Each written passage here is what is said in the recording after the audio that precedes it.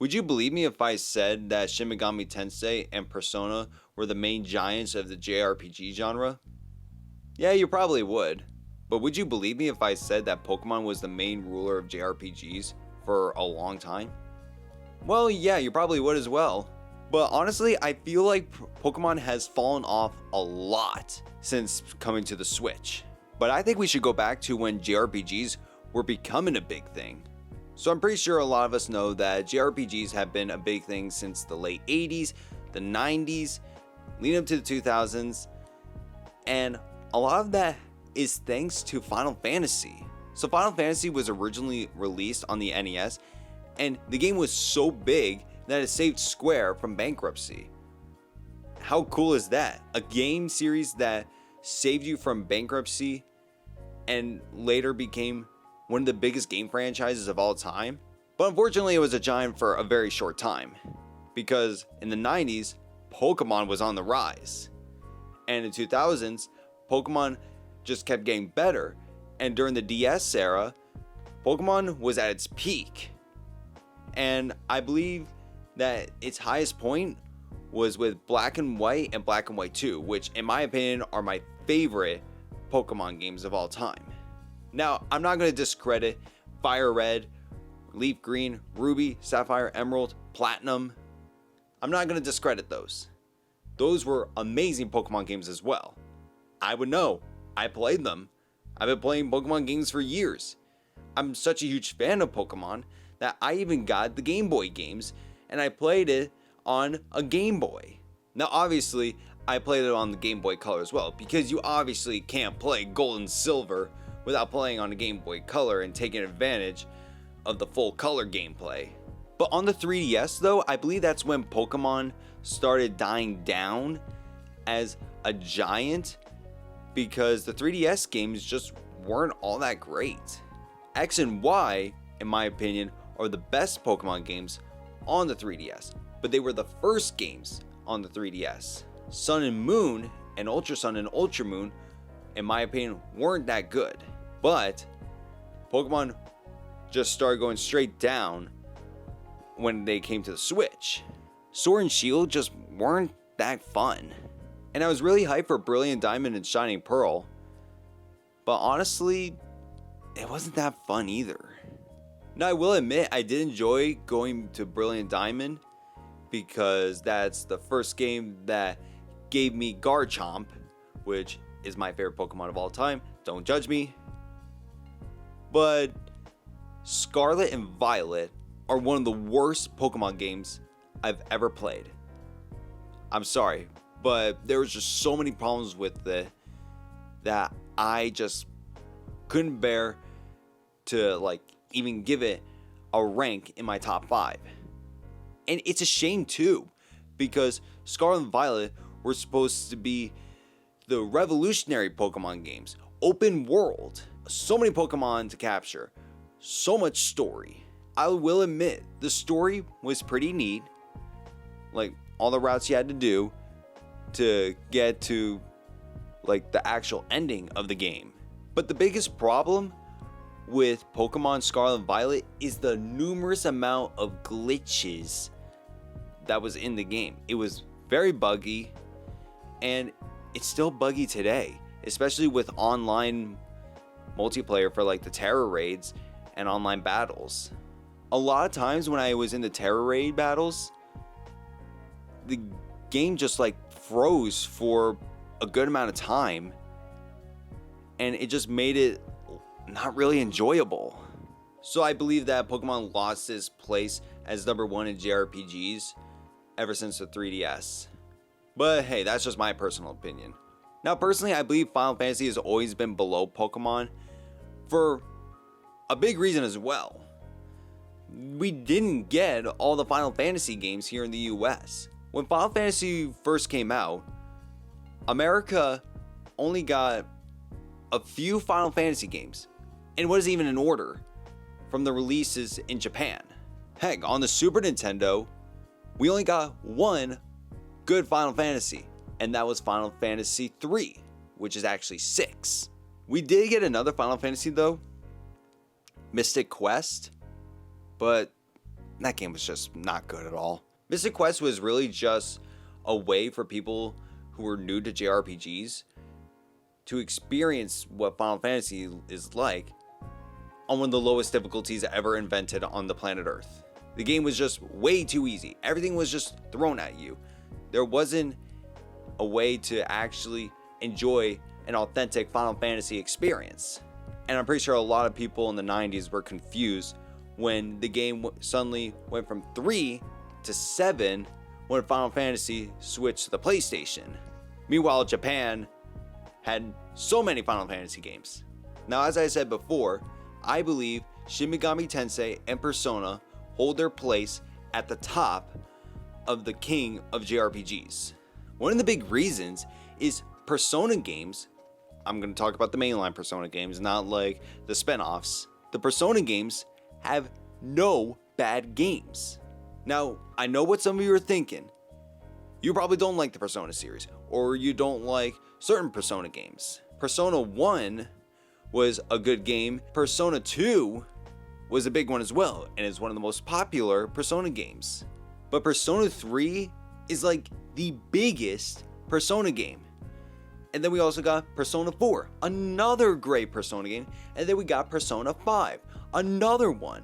Then we got the regular Shin Megami Tensei series, which is Persona's parent franchise, which is why I'm combining the two as like the king of RPGs.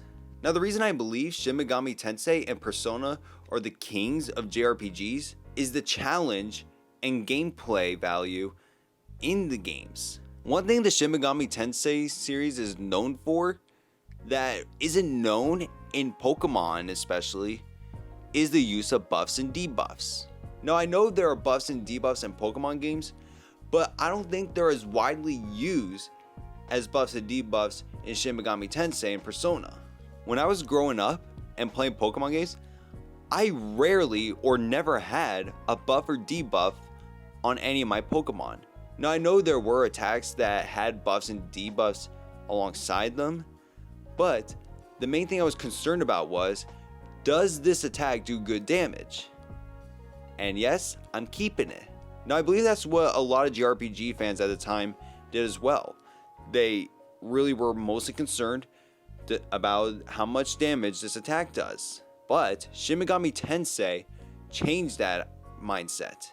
And for me, that became obvious in Shin Megami Tensei 3 Nocturne. So, a little backstory.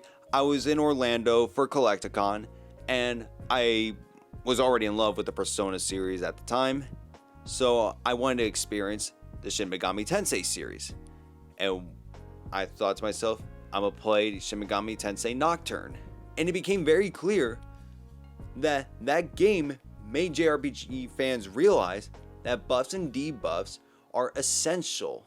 It is very hard to get through Shin Megami Tensei without using buffs or debuffs. You need them, and I needed them as well in Persona. And just for a little fun, I'm going to tell you a little backstory on my failure of use of buffs and debuffs. So in one of my first playthroughs of Persona 5 Royal, I didn't have or use buffs or debuffs. When I realized that I made that mistake was not only with Okumura, but Shido's Palace as well. I'm pretty sure we all know that in Persona 5 Royal, Okumura's boss fight is extremely punishing. But it's even more punishing if you're not using buffs or debuffs. You're not buffing up your party, you're not debuffing the opponents. Now, I did manage to beat it, but it all became very clear that I failed my playthrough during Shido's boss fight. I believe this was also because I was underleveled. Shido's boss fight took so long and I never even beat it. The main problem was because I was underleveled, didn't utilize buffs or debuffs, I was doing very little damage. I realized to myself, I failed. And it became very apparent when I got Shido into one of his final stages. I was out of SP, most of my party was dead, and I did not have many social links done. Heck, I only evolved Ryuji's persona. That's how far behind I was in doing anything.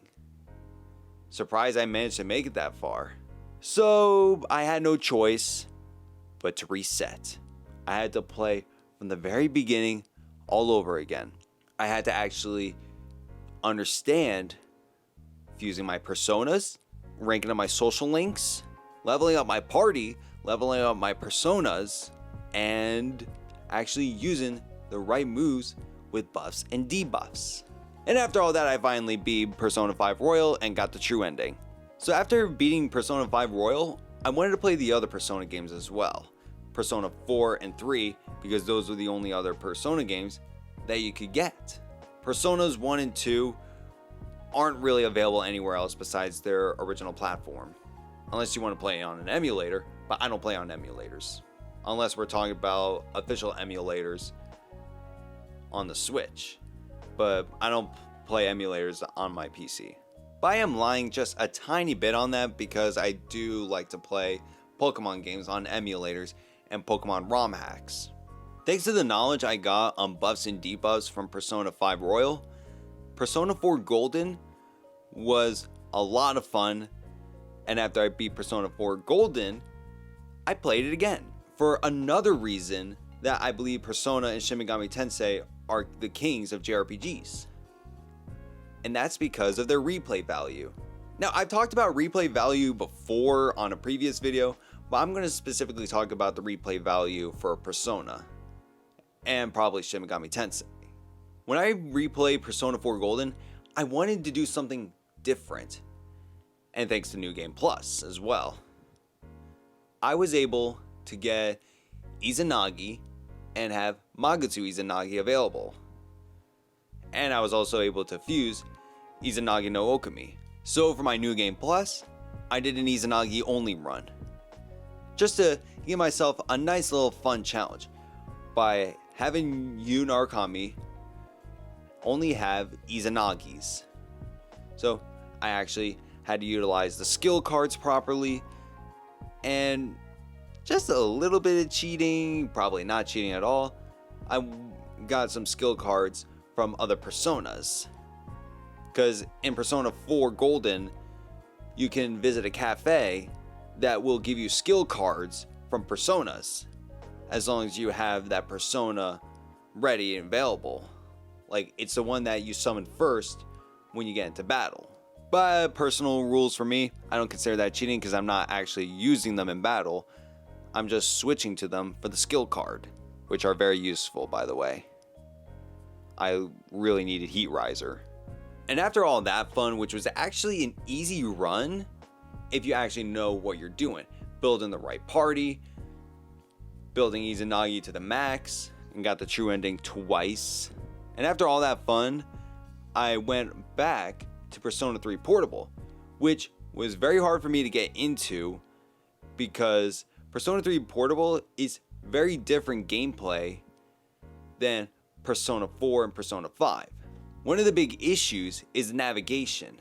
Now this is like a main issue only with like the portable version, I believe. I don't think the PS2 version had like the point and click navigation. And the social links was kind of a challenge because I was playing as Makoto Yuki. I wanted to max out social links so that way I could fuse certain personas, which is another really neat thing about Persona. You have to max out social links in order to get certain personas, and those personas can be really powerful. The biggest issue with Persona 3 Portable, the fact that there is no way to reject a potential girlfriend in the game. Now I know there's the FemC route, so you're rejecting guys as well, but you can't reject them. That's what I meant to say. You literally cannot reject them. This is just me probably. So speaking from my perspective, I don't really enjoy that. I only prefer to have one partner in the game and not romance anyone else. And that's just me. I know other people don't have a problem going for a harem route, but I just prefer to have one partner. By the way, I romanced Yukari. She's best girl in Persona 3. And it kind of confused me a little bit. Why would you not give an option to reject them so that way you don't feel the guilt of cheating, and you can still max out the social link and get that persona. Now, I'm glad they added the option to reject them in Persona 4 and 5, so that way I can stick with just having one partner, which is kind of ironic because in my first completed playthrough of Persona 5 Royal, I romanced Makoto before I got to the Royal content because I didn't think I'd be able to romance Yoshizawa. By the way, Yoshizawa is best girl in Persona 5 Royal. I don't care what anyone else says. But after I got to the Royal content, I saw the option to romance Yoshizawa. So I decided to romance her as well, along with dating Makoto. And I got the consequences of my actions for that one. And honestly, I think I deserved it. I'm not a fan of cheating. I don't cheat, and neither should you. But because there was no option to reject them in Persona 3 Portable, I couldn't max out the social links. I'm honestly kind of grateful that you don't need to max out social links of your party because their personas evolving is part of the story.